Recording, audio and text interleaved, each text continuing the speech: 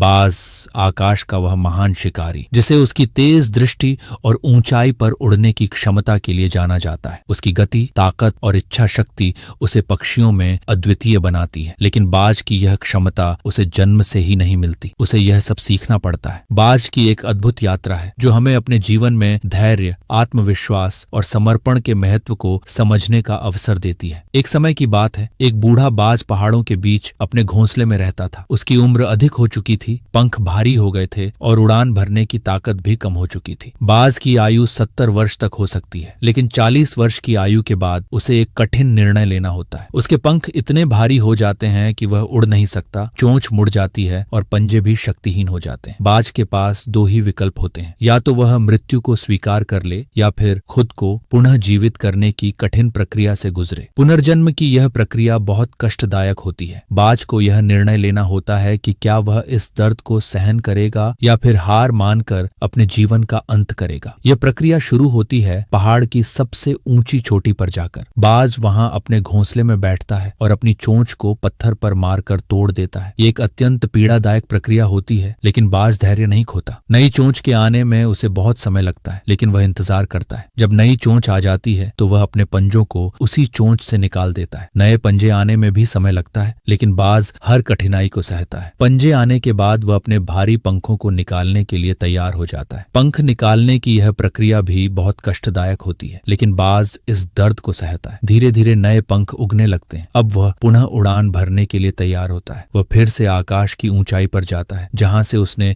अपनी यात्रा शुरू की थी। इस पूरी प्रक्रिया में बाज को 5 महीने का समय लगता है, लेकिन इस कठिन तपस्या के बाद वह फिर से ऊंचाई पर उड़ने के काबिल हो जाता है। उसकी नई चोंच, नए पंजे और नए पंख उसे फिर से शक्तिशाली बना देते हैं। अब वे न सिर्फ उड़ान भर सकता है बल्कि शिकार भी कर सकता है। बाज की यह कहानी हमें सिखाती है कि जीवन में यदि हमें नई ऊंचाइयों को छूना है तो हमें पुराने बोझों और आदतों को छोड़ना होगा। हमें अपने जीवन में उन चीजों का त्याग करना होगा जो हमें आगे बढ़ने से रोकती हैं। बाज की तरह हमें भी समय समय पर आत्मनिरीक्षण करना चाहिए और जो चीजें हमारे विकास में बाधक बन रही हैं उन्हें दूर करना चाहिए। हमारे जीवन में भी कई ऐसे मोड़ आते हैं जब हमें ऐसा लगता है कि अब आगे बढ़ना संभव नहीं है। ऐसे समय में हमें बाज की तरह साहस और धैर्य का परिचय देना चाहिए। हमें खुद को फिर से तैयार करना चाहिए नई चुनौतियों का सामना करने के लिए। जैसे बाज ने अपने पुराने पंखों को त्याग दिया और नए पंखों के साथ नई उड़ान भरी, वैसे ही हमें भी अपनी पुरानी कमजोरियों को छोड़कर अपने अंदर नए गुणों का विकास करना चाहिए। बाज की यह प्रेरणादायक कहानी हमें बताती है कि जीवन में कभी हार मत मानो, चाहे परिस्थितियां कितनी भी कठिन क्यों न हो। अगर हमारे अंदर दृढ़ इच्छा शक्ति और आत्मविश्वास है तो हम किसी भी कठिनाई को पार कर सकते हैं। हमें यह समझना चाहिए कि बदलाव की प्रक्रिया कठिन होती है, लेकिन अंततः यही बदलाव हमें सफलता की ऊंचाइयों तक ले जाता है। इसलिए जब भी जीवन में किसी कठिनाई का सामना हो तो बाज की तरह साहस दिखाइए, धैर्य रखिए और अपने अंदर नए पंखों का विकास कीजिए। सफलता आपके कदम चूमेगी और आप अपने सपनों की ऊंचाइयों को छू सकेंगे। जय हिंद दोस्तों।